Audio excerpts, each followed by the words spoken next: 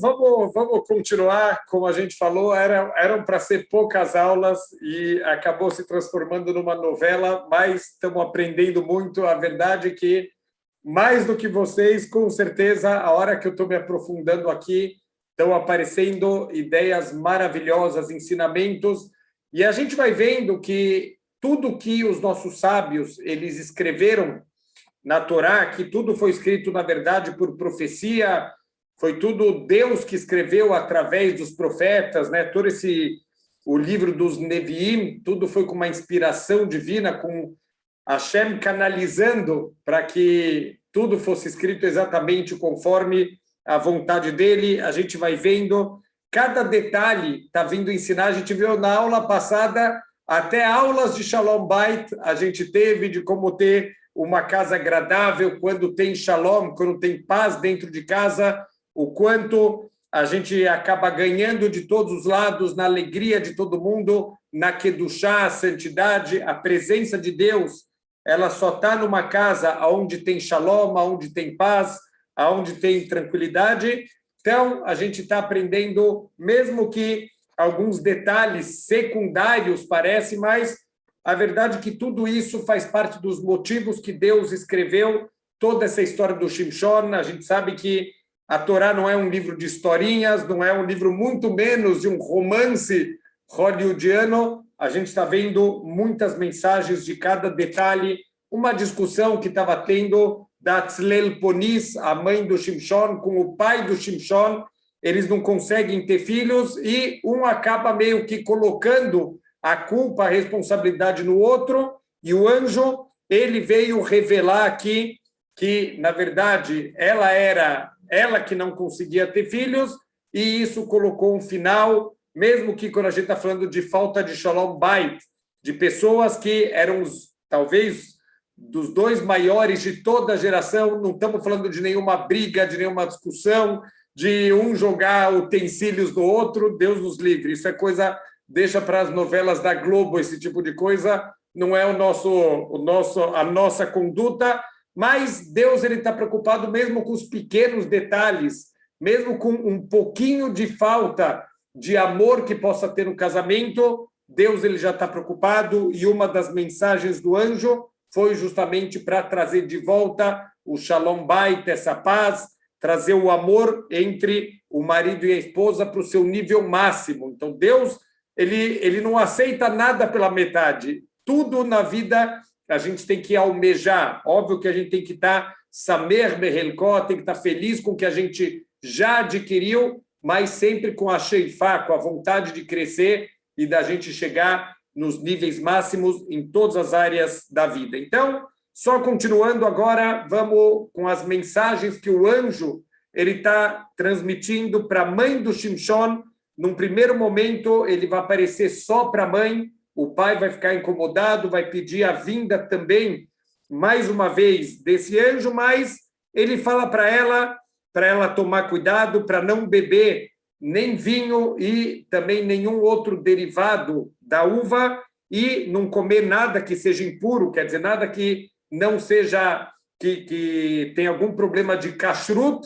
A gente sabe que tudo que a mãe come, também o filho é alimentado com isso. Então, ela tem que ter um cuidado ainda maior, porque na barriga dela tem o salvador do povo judeu, alguém que vai ter um papel fundamental. E a segunda lição aqui que foi transmitida para a mãe do Shimshon, que não podia nunca tocar na cabeça dele uma navalha, quer dizer, o cabelo dele não podia ser cortado. A gente sabe que o Shimshon foi um caso único na história da humanidade de um nazir, aquela pessoa que fazia um voto de se separar de algumas coisas do mundo material, e tudo isso era um intuito da pessoa se elevar espiritualmente. Normalmente, o nazir ele tinha 3 proibições. Ele tem a proibição de beber vinho e qualquer outro derivado de uva, ele tem a proibição de cortar o cabelo, e ele tem a proibição de ter qualquer tipo de contato com os mortos.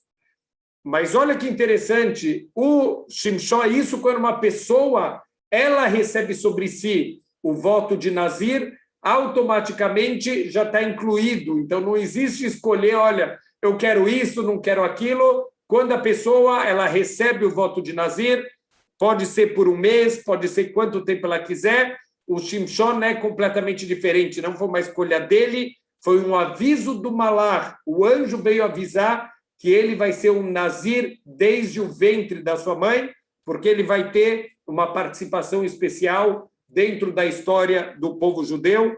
Mas olha que incrível, o anjo ensinou só duas coisas. O anjo ensinou que não podia beber a uva, né, os derivados da uva, e que não podia cortar o cabelo dele, mas em nenhum momento está escrito que o Shimshon, como Nazir, ele não podia ter contato com mortos. Por que isso?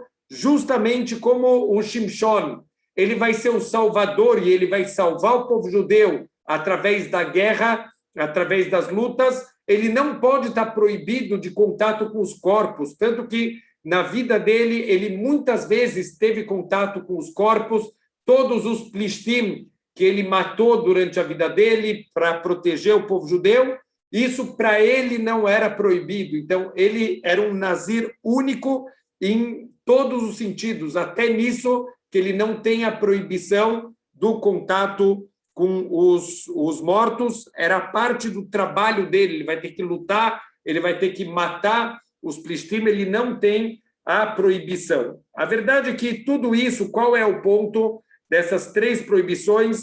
Então, aqui ele traz o seguinte, que a arrogância da pessoa, ela é combatida você não cortando o cabelo. Se é 30 dias, não é fim do mundo, mas a pessoa, se ela recebe um voto de Nazir por mais tempo, então 2 meses, 3 meses, 5 meses, o cabelo ele já vai ficando de um jeito que a pessoa ela vai perdendo um pouco esse lado dos cuidados com o material, com a aparência dela, e ele vai vencendo através disso a tendência que ele tem, a arrogância, a se achar melhor que os outros. A tendência das tentações físicas de se afundar no mundo material, isso é representado pelo vinho. Normalmente, Deus nos livre, né? A gente sabe o que acontece, a pessoa bêbada perde completamente todos os freios, vai se afundar em todos os tipos de moralidade, todos os tipos de comportamento que são abomináveis pela Torá. Isso vem normalmente através do vinho, através de outras bebidas alcoólicas. Então, a pessoa não beber vinho e nenhum derivado de uva, isso é para combater justamente essa parte da pessoa ela se afundar nos prazeres do mundo material. E a terceira parte, que quando uma pessoa ela tem o contato com os mortos, então a morte veio para o mundo por quê? Pelo erro de Adão e Havá.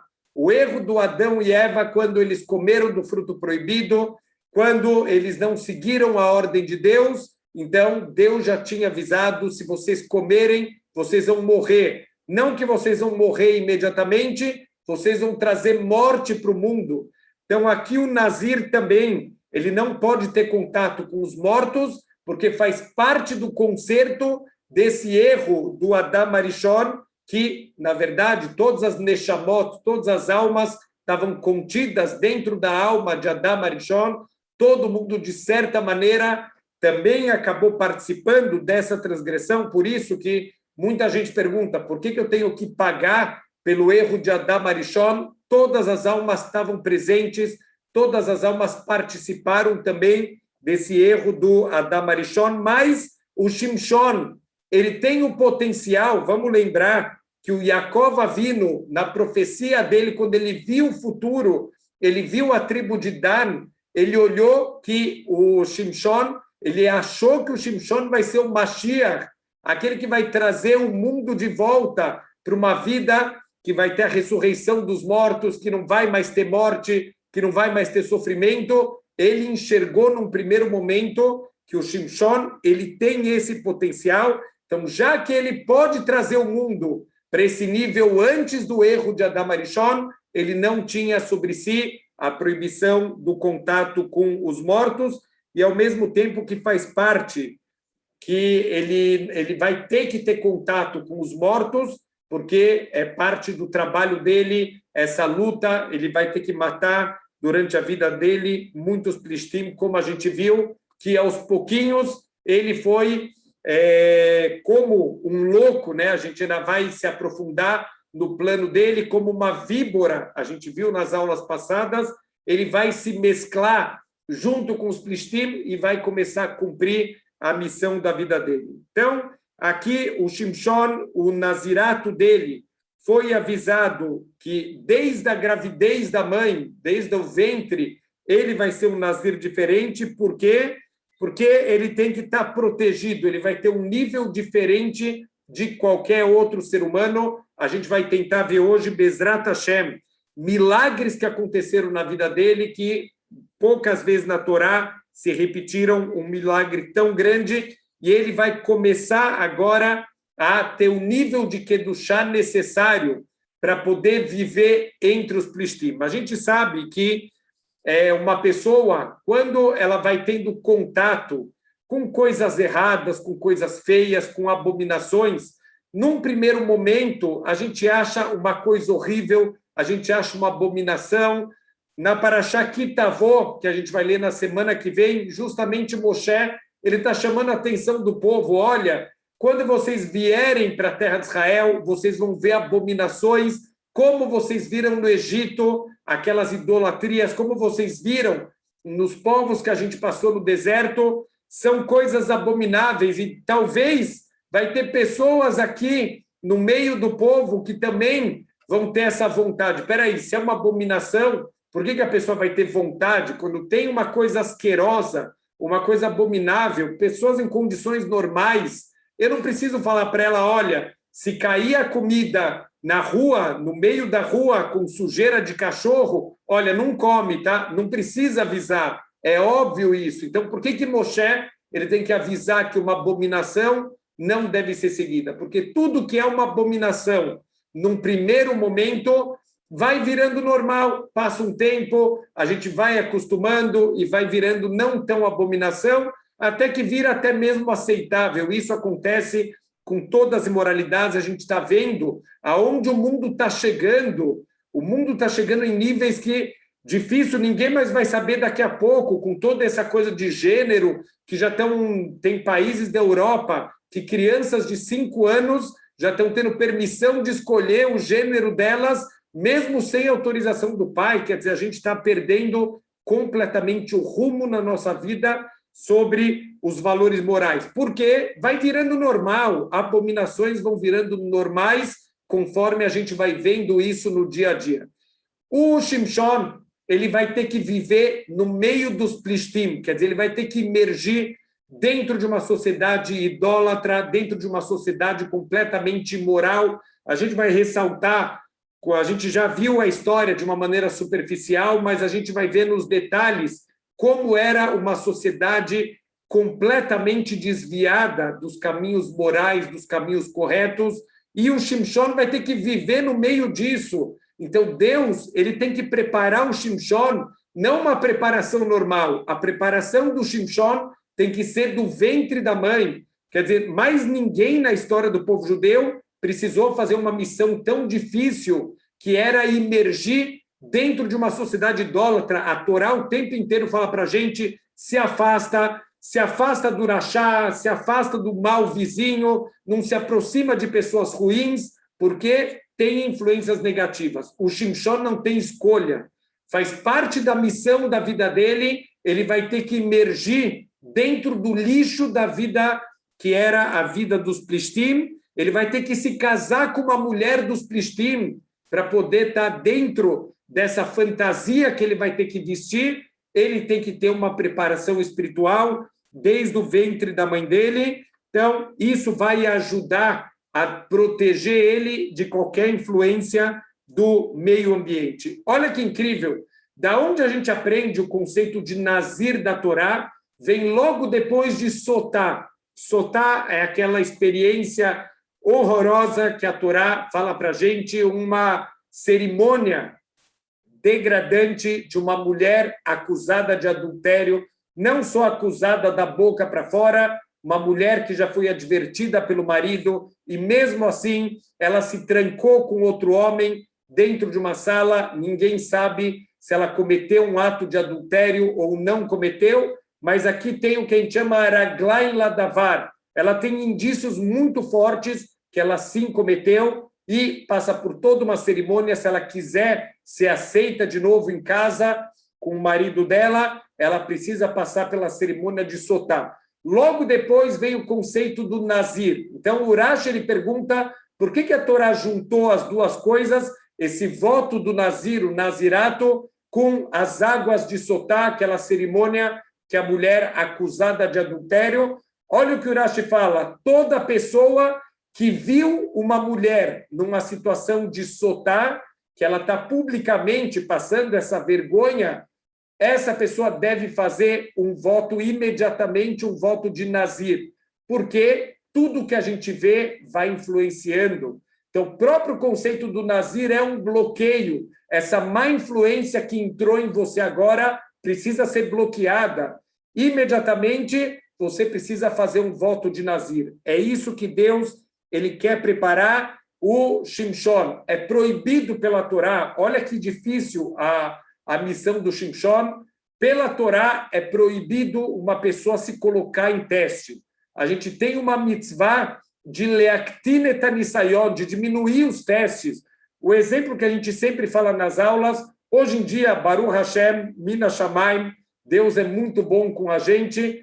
Tem menos do que isso, a maioria das revistas que tem problema da gente ver nas bancas, as revistas estão falindo, Baruch Hashem, a gente não tem mais tanto esse problema. Aqui em São Paulo foram proibidos os outdoor, todas aquelas fotos com falta de tzniut, com fotos realmente terríveis.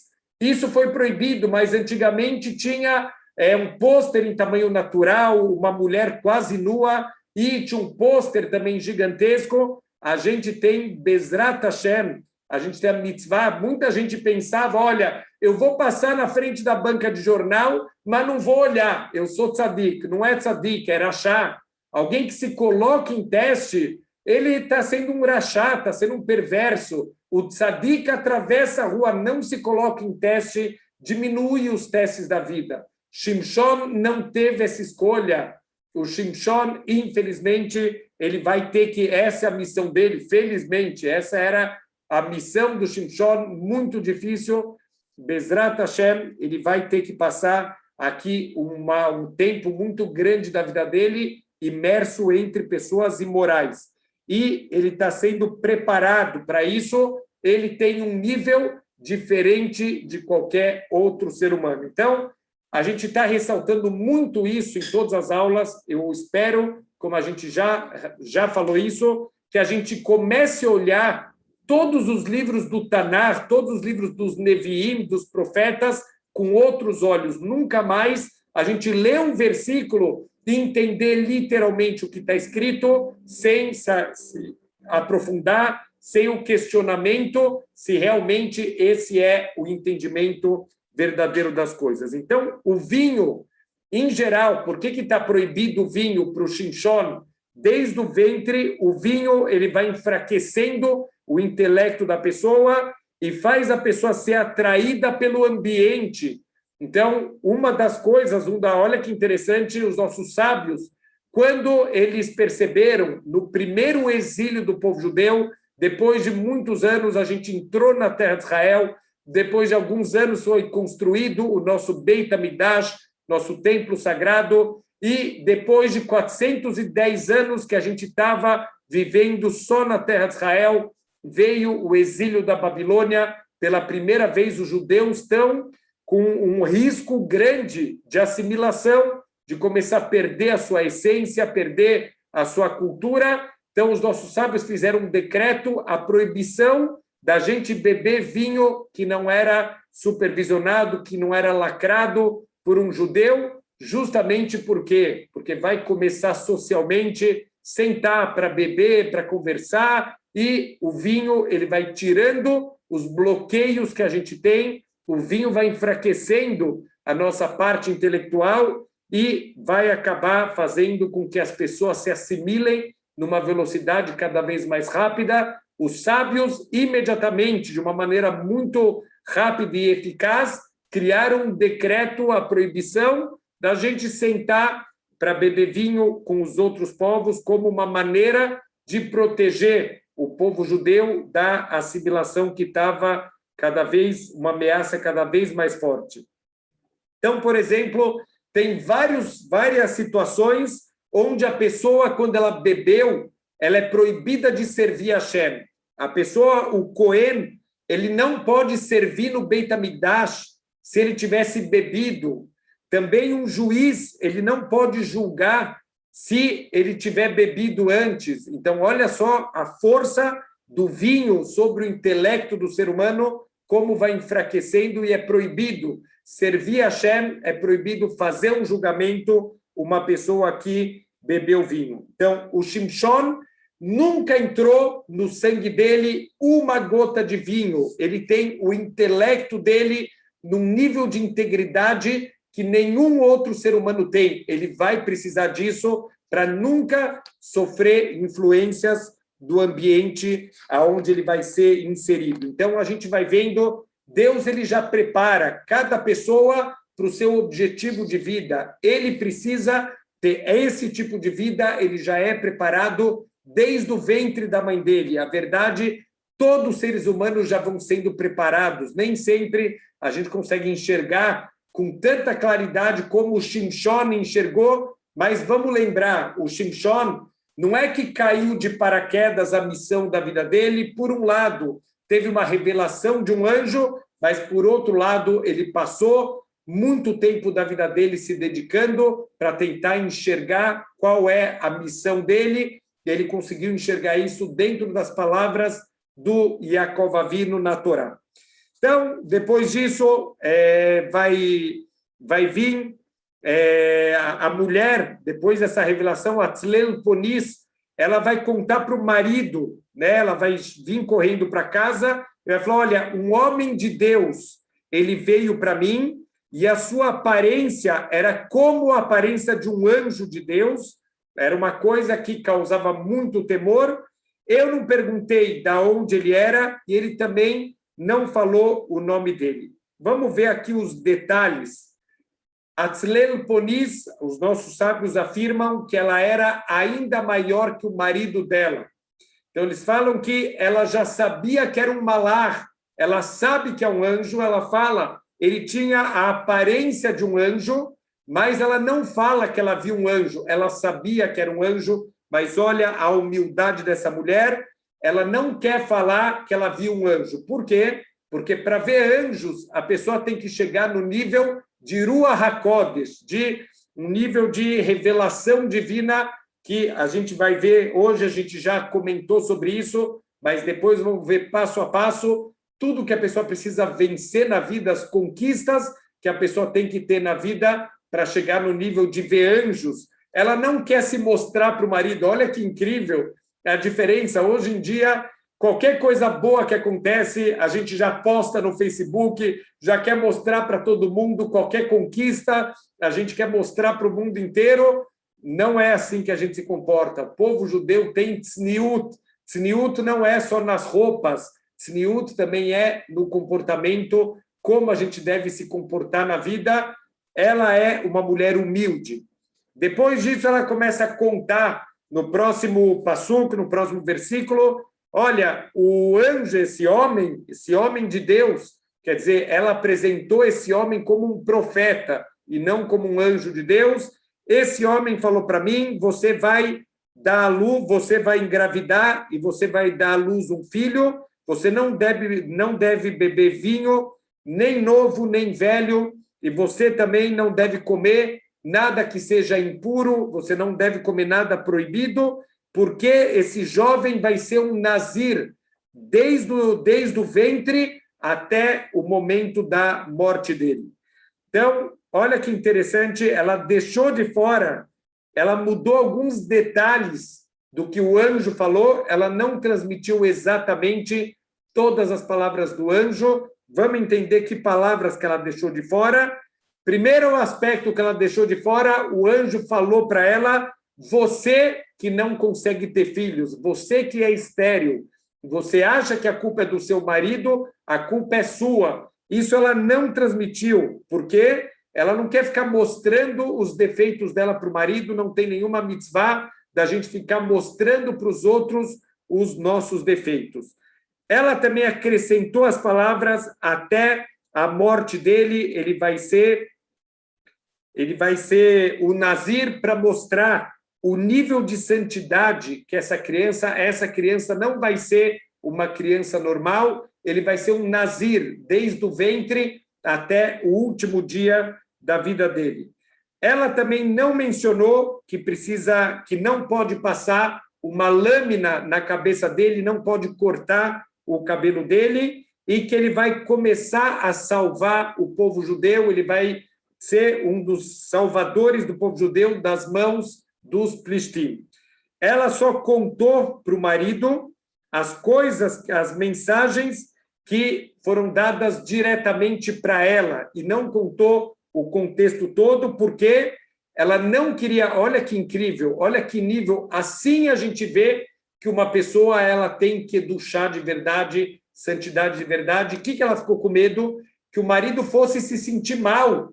Por que o anjo apareceu para minha esposa e não apareceu para mim? Então, o que ela quis mostrar? Que ele só veio dar instruções para ela. Olha, ele apareceu para mim porque ele quer me dar instruções específicas de como eu devo cuidar dele. As coisas que são mais genéricas, ela não colocou, ela não falou para o marido não sentir que, como se ele foi menosprezado. Olha, foi tudo transmitido para a esposa e para ele nada foi transmitido. A verdade é que era isso mesmo. Ela tem um nível ainda maior do que o nível do marido, mas o cuidado que ela tem com a honra do seu marido. A mesma coisa sobre Sará e Meino. Sará também chegou nesse nível da Tzlel Ponis. A Sará, Deus, quando está tendo a discussão da Sará com Abraham, Deus fala: Abraham, escuta a tua esposa, ela está certa e você está errado. Quer dizer, o nível de santidade da Sará era ainda maior do que Abraham Avinu. Mas como a Sará chamava Abraham Avinu de meu senhor. Olha que incrível o respeito que a Sará tinha. Ela podia olhar para o Abraham de cima para baixo. A hora que Deus falou: olha, você está certo e teu marido está errado, ela podia ter gavá, podia ter orgulho. Ao contrário, ela dá todo o respeito do mundo para o marido dela. Então, isso é uma regra de casamento. Quando o marido ele cuida bem da esposa, a esposa cuida bem do marido, a gente vai ter Shalom Bait. Quando um começa a querer dominar sobre o outro, mostrar que eu sou melhor que o outro, começam os problemas no casamento. Então, fica aqui uma frase muito importante, Bezrat Hashem, para a nossa vida. A esposa que ela quer ser tratada como rainha, ela deve tratar o seu marido como rei. Quando a esposa trata o marido como rei, ela vai ser tratada como rainha. Quando a esposa ela quer mostrar que ela é melhor e quer ela dominar, então, no final, ela vai acabar sendo desprezada pelo marido dela. Isso é a regra de Shalom Bait, cada um pensando na honra do outro, o cuidado da Tzlel Ponis. Mesmo que ela entendeu, o anjo veio falar comigo e não com meu marido, não por isso ela começou a desprezar o marido dela. Então, o Manoah, ele ficou muito incomodado. Por quê? Porque o anjo apareceu para a esposa, não apareceu para ele, e agora, não que ele não confia na esposa, ao contrário, os nossos sábios explicam que ela era uma grande tzadiká, uma mulher muito justa, e ele confiava muito, muito na esposa dele, mas ele está com medo. Será que escapou algum detalhe? Como se cria um salvador? Eu não sei criar um salvador, como que eu vou fazer? Quais cuidados que eu tenho que ter? Então, ele está muito preocupado, ele faz tefilá para Hashem. Ele acha, conforme o que a esposa falou, que é um profeta de Deus. Ele tem duas escolhas. Ou ele pode fazer ishtadlut, ele pode sair correndo pelas ruas perguntando para as pessoas, olha, você viu o homem de Deus que estava aqui, ele foi para esse lado, para aquele lado, sair correndo, ou ele podia fazer tefilá. Ele fez a escolha verdadeira, a escolha correta. A gente sempre deve fazer tefilá. É verdade que algumas vezes na vida a gente tem que fazer ishtadlut, fazer a nossa parte, mas nada é tão eficiente quanto a tefilá. Assim os nossos sábios ensinam uma ideia incrível. O Hazonish, ele falava para a gente que toda ishtadlut, todo esforço que eu faço é só para despertar misericórdia no céu. A tefilá faz isso muito melhor, desperta muito mais a misericórdia no céu. Então, óbvio, a gente tem obrigação de fazer a nossa parte, mas o principal tem que ser na tefilá. É isso que vai de verdade mudar a nossa vida, não o nosso esforço, não tudo que a gente tenta fazer de ishtadlut. O que vai mudar a nossa vida de verdade vai ser a nossa tefilá. Então, duas coisas que a gente aprende do Manoach: a importância de fazer tefilá ao invés de outros tipos de esforço. E a segunda coisa importante, reza para Deus mesmo pelas coisas pequenas.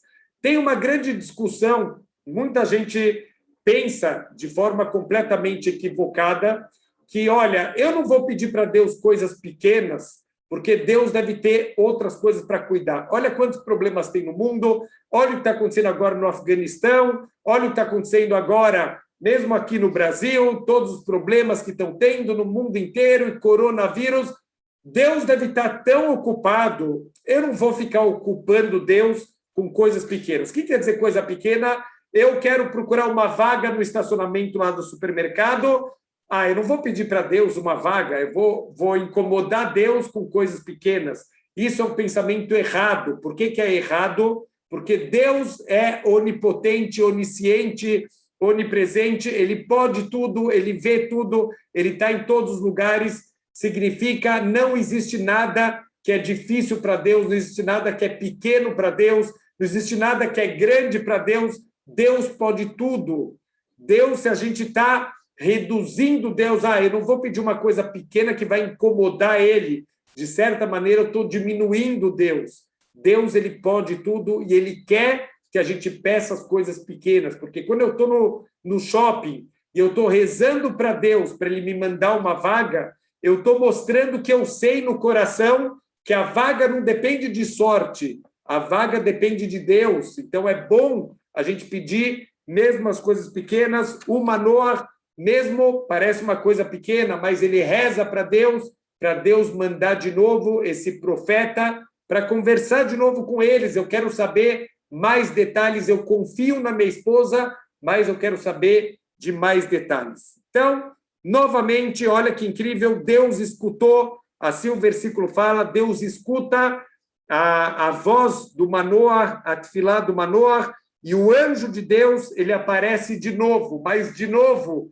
para quem que ele aparece? Para a mulher, não aparece para o Manoach, aparece de novo para Tzlel Ponis. Ela estava sentada no campo e o Manoach não estava com ela naquele momento. Parece um versículo sem nenhuma importância. Aonde apareceu, se foi no campo, se não foi no campo, se o marido está com ela, não está com ela, o que isso acrescenta na minha vida? Muito. Olha que incrível cada detalhe que a Torá está ensinando para a gente. Hashem, ele atendeu a tefilá do Manoach, mas, de novo, o anjo aparece para a mulher. Por quê? Para engrandecer a esposa aos olhos do marido.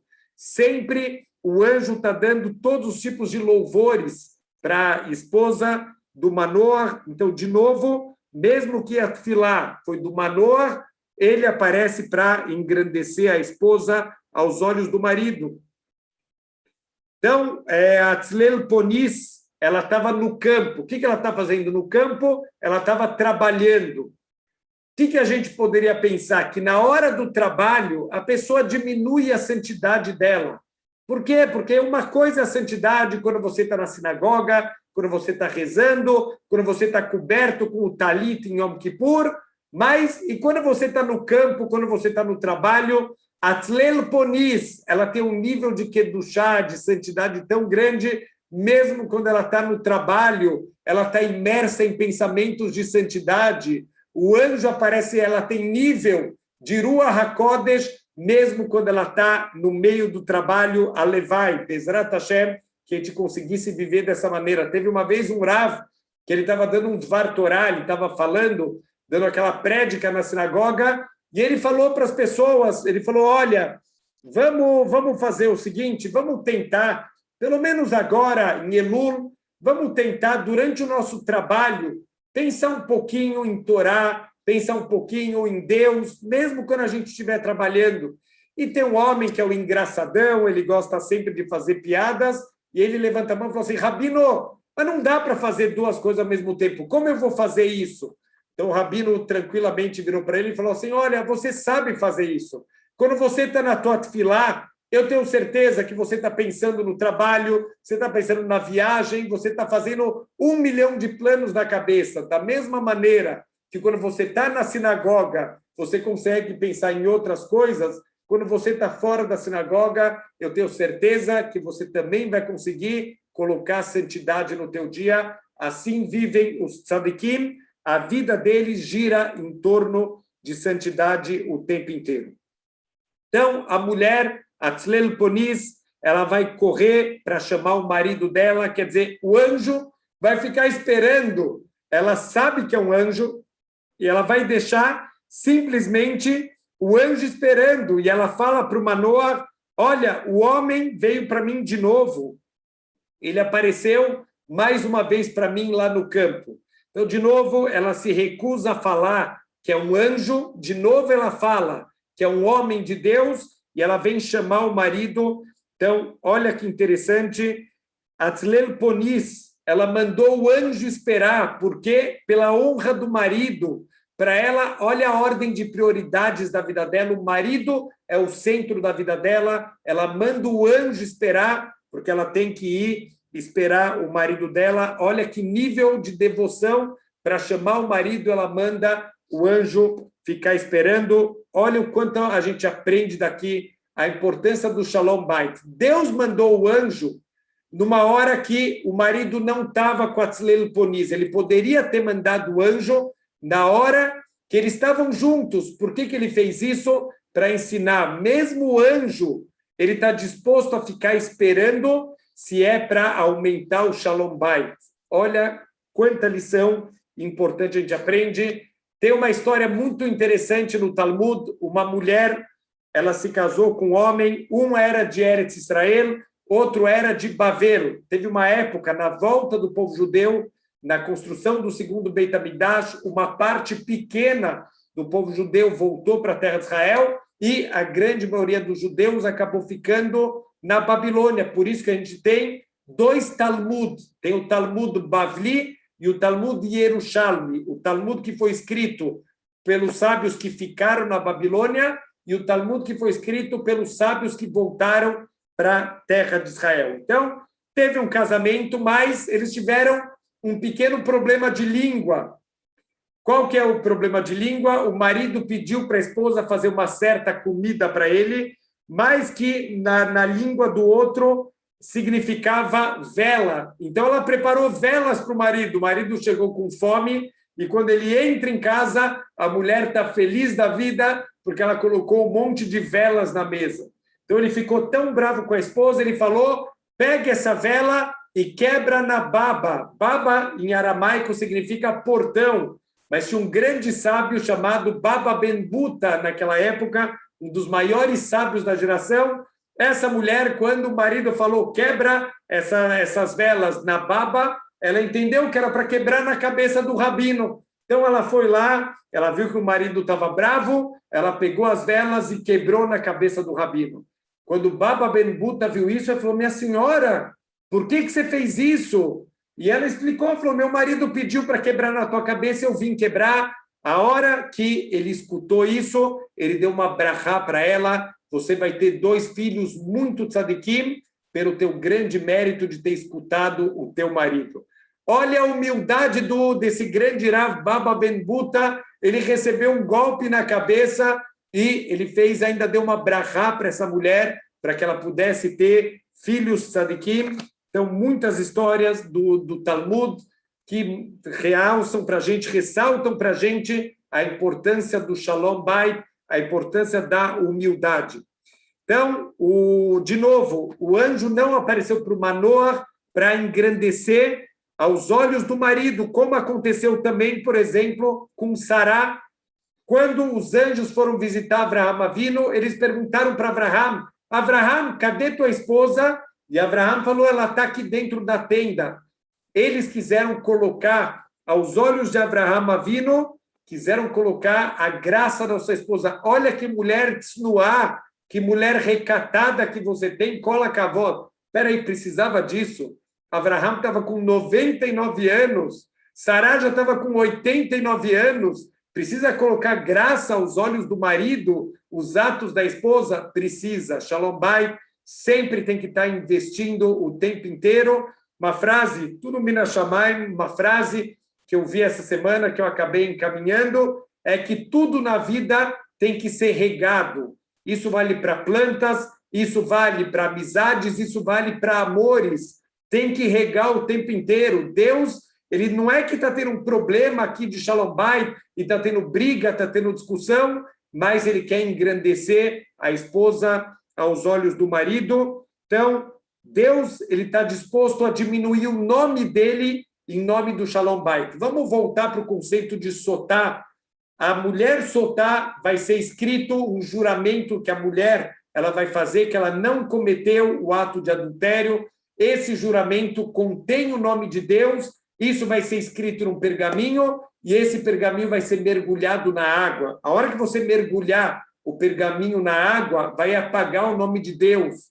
É proibido pela Torá a gente apagar o nome de Deus, mas Deus ele está disposto a apagar seu próprio nome em prol do Shalom Bayit. Entre aspas, olha o ato de humildade de Deus, de rebaixamento de Deus em prol do Shalom Bayit. Se Deus faz isso pelo Shalom Bayit, muito mais o marido e a esposa têm que fazer tudo para ter uma vida com harmonia, para ter uma vida familiar, onde tenha amor, onde tenha harmonia, onde tenha tranquilidade. Isso é uma grande obrigação que a gente tem na vida. Se Deus, se os anjos, eles se rebaixam para trazer Shalom Bayit, muito mais a obrigação do marido e da esposa para ter uma casa com harmonia.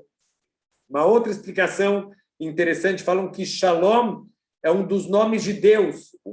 Por isso que não se pode, quando a pessoa está sem roupa na mikve, ela não pode falar Shabbat Shalom, porque Shalom é um dos nomes de Hashem. Então, Deus, na verdade, não está apagando o nome dele. O nome do pergaminho está sendo reescrito com o nome Shalom. Shalom Bayit, a paz familiar, a harmonia familiar. É isso que, Bezrat Hashem, a gente tem que trabalhar a vida inteira. Olha que incrível, como a gente falou, a ideia original do Shiur era só a gente entender de maneira um pouco mais profunda a história do Shimshon. A gente está ganhando muito mais do que isso. Cada passug da Torá, quanta coisa que Deus colocou, quantos ensinamentos de vida, quantas formas de viver que a gente está vendo aonde o mundo está levando os casamentos, índices de divórcio de 60%, 70%. Olha o que a Torá ela ensina para a gente, a responsabilidade do marido, a responsabilidade da esposa, o quanto a gente tem que regar esse relacionamento durante a vida inteira.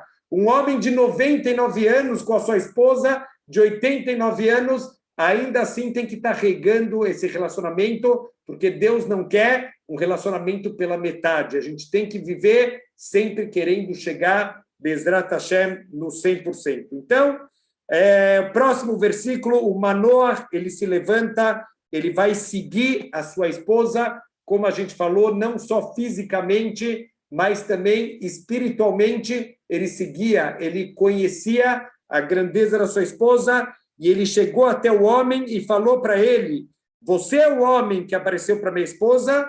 E ele confirmou: sim, eu sou o homem que falou com a tua esposa. Então, o versículo vai continuar e fala: Manoah disse para ele: olha, agora que as suas palavras elas vão se tornar verdadeiras, quer dizer, em nenhum momento o Manoach tem dúvida da veracidade das palavras de um provável profeta que ele acha que está na frente dele, mas o que eu devo fazer com esse jovem? Como se cria um salvador do povo judeu? Eu não sei criar. Então ele vem pedir, por favor, o Manoach está muito preocupado com o Hinur, com a educação do filho dele. Será que a gente tem a mesma preocupação de como eu vou educar meu filho, cada detalhe do que eu quero, a santidade que eu quero dele, blindar ele de todos os tipos de más influências, de besteiras que estão sendo ensinadas no mundo? Olha a preocupação do Manoach, ele reza para Deus, manda o profeta, eu quero saber como educar meu filho. Esse tem que ser também a nossa preocupação, fazer tefilá pelos nossos filhos, fazer tefilá para Bezrat Hashem poder educar nossos filhos dentro dos caminhos da Torá, com santidade, com retidão, que sejam pessoas com valores morais na vida. Não adianta a gente criar filhos para serem grandes arquitetos, pessoas milionárias, grandes engenheiros, grandes advogados. A gente tem que criar filhos para que, antes de tudo, eles sejam mensch, eles sejam pessoas, seres humanos com valores morais. Então, Manoach, ele estava tão preocupado que o anjo voltou para falar para ele. Vamos ver agora o que ele vai acrescentar. Então, ele fala, o anjo de Deus fala para Manoach, olha, tudo que eu avisei para tua esposa, cuida disso, ela deve cuidar, vocês devem ser cuidadosos. De novo, ele ressalta o que eu avisei para sua esposa, eu apareci para ela, eu transmiti tudo o que precisava para ela, porque ela tem um nível espiritual muito grande. Então, continua o passo que fala, tudo que vem do vinhedo, ela não deve comer, tanto o vinho novo quanto o vinho velho, ela não deve beber, e nada impuro, nada que não seja kasher, ela deve comer. Você deve guardar tudo que eu comandei para ela, ela deve guardar. Mas olha que interessante, o Rav Tzvi Bergman, ele fala o seguinte, que a linguagem Kol asher tzivitia tishmor, tudo que eu ordenei para ela, ela deve guardar. Tishmor pode ser segunda pessoa no feminino ou pode ser a terceira pessoa no masculino. Pode ser tudo que eu ordenei para ela, ela deve fazer, ou tudo que eu ordenei para ela, você também deve fazer. Então, de acordo com essa opinião, olha que ideia incrível. Parece que o anjo não veio acrescentar nada para o Manoach, veio acrescentar, não só a tua esposa tem que cuidar de tudo que eu falei para ela, você também, você não pode beber vinho, você também deve cuidar de não comer nada impuro, do mesmo jeito que eu ordenei para sua esposa, a ordem vale para você também. Agora vem uma grande pergunta. Rav Tzvi Bergman, ele explica para a gente, olha, eu entendo que ela não pode comer coisas proibidas, ela não pode beber vinho, porque tudo que a mãe bebe, isso é absorvido pelo bebê que está no ventre. Mas eu não estou entendendo, porque o pai, ele também tem restrições. O que tem a ver eu restringir o pai de beber vinho só porque o filho futuramente vai ser nazir? Fala o Rav Tzvi Bergman, isso é um dos yesodot, um dos fundamentos de Hinur Banim, educar crianças. Bezrat Hashem, na quarta-feira, a gente vai falar um pouquinho, um dos assuntos mais tristes que tem na nossa paraxá, o Ben Sorero Moré, o filho rebelde que não escuta o pai e a mãe, que vai começar a beber, que vai começar a roubar pequenos furtos, até chegar no nível de assassinato para manter os vícios dele. Então, aqui, tudo isso vem da falta de educação dos filhos. A gente está vendo quantos filhos rebeldes tem hoje em dia. A gente está numa geração, infelizmente, eu dou aula numa escola, a gente vê quais são as crianças que têm uma boa educação em casa e quem são as crianças que têm uma péssima educação em casa. O comportamento delas na escola mostra o que tem dentro de casa. Então, olha que incrível, o Rav Tzvi Bergman, ele fala um yesod, uma das bases que a gente tem na vida de educação das crianças é o exemplo. Um exemplo vale mais do que 1000 palavras. Um ato, ele ensina muito mais do que 1 milhão de broncas. Ensina para o teu filho. Não adianta você falar para o teu filho, olha, filhão, é importante ir para a sinagoga, tá? Mas você não vai para a sinagoga. O filho está vendo isso. Olha, filhão, é importante estudar Torá, hein? O filho não vê o pai abrindo um livro de Torá. Espera aí, se fosse importante, meu pai também ia estar estudando. Esse é um yesod, esse é um dos fundamentos do Hinur. Seja um exemplo pessoal, do Gma Ishi. Seja um exemplo pessoal para o teu filho. Essa é a melhor forma de educar. Se não for a única, é a melhor. Temos que saber que os filhos estão olhando para a gente o tempo inteiro, não só os filhos, as pessoas em volta. Você quer ensinar valores para as pessoas, se comporta de uma maneira exemplar, automaticamente você está ensinando as pessoas a se comportarem bem. Mas tem uma outra forma da gente entender aqui esse versículo. A verdade é que o anjo talvez não acrescentou nada. Se a gente lê que o Tishmor, que ela deve guardar, então ele só repetiu tudo que ele tinha falado já para a esposa. Ele fez, né, a lista de todas as coisas que a Tzlel Ponis ela ia ter que se cuidar. Ele repetiu tudo isso para quê? Só para que aos olhos do marido ela fosse engrandecida, para tornar ela mais querida. Ele repete várias vezes, tudo que eu falei para a mulher, ela deve fazer, tudo que eu comandei para ela, ela deve cuidar, e isso vai aumentar a estima do marido pela esposa. Então, olha quanta responsabilidade a gente tem no casamento. Outra frase, Mina Shammai, que eu mandei essa semana, toda vez a gente tem que se acostumar a refletir todos os problemas que eu tenho na vida que eu estou me queixando. Qual é a minha participação? Será que é um problema completamente externo ou eu caí no buraco que eu cavei? Qual é a minha participação no problema que agora eu estou reclamando? Então, na grande maioria das vezes, os problemas que a gente tem na vida, nós acabamos cavando os problemas e, infelizmente, depois a gente reclama quando a gente caiu lá no buraco. Então, uma dica aqui, só para a gente fechar essa ideia hoje, fala o Rambam, que a gente aprende daqui o quanto a gente tem responsabilidade, principalmente, não que a mulher ela não tem responsabilidade, mas, de acordo com o judaísmo, o principal responsável por manter o casamento é o marido. O marido ele tem que estar na direção, ele tem que assumir a responsabilidade que eu preciso fazer o casamento dar certo. De novo, não isentando as mulheres, mas o marido ele tem uma responsabilidade muito maior, de acordo com a visão da Torá, de fazer o casamento dar certo. E uma das maneiras é honrando a sua esposa. Olha que incrível, está escrito na Torá, Ve'ahavta lerecha kamocha, ame ao próximo como a você mesmo. Isso não vale para a esposa. A esposa você tem que amar ela como você mesmo, mas você deve honrar ela mais do que você honra a si mesmo. Isso é uma lei, de acordo com o Rambam, como o marido ele deve se comportar. Algumas leis, olha que incrível, o Rambam ele é leis, ele está ensinando leis no casamento. O marido tem algumas obrigações, ele deve gastar dinheiro pelo bem-estar da sua esposa, então ele deve, sempre que possível, cada um de acordo com as suas possibilidades, dar um presente para sua esposa. Ele não pode colocar medo dentro de casa, não pode gritar com a esposa, não pode falar feio, de uma maneira que a esposa tenha medo do marido. Deus nos livre, quantos casos hoje em dia de violência doméstica. Olha como é longe, como a gente está longe do que a Torá exige da gente. Violência, a Torá não permite que o marido levante a voz para sua esposa, muito menos levantar a mão para uma mulher. Deus nos livre.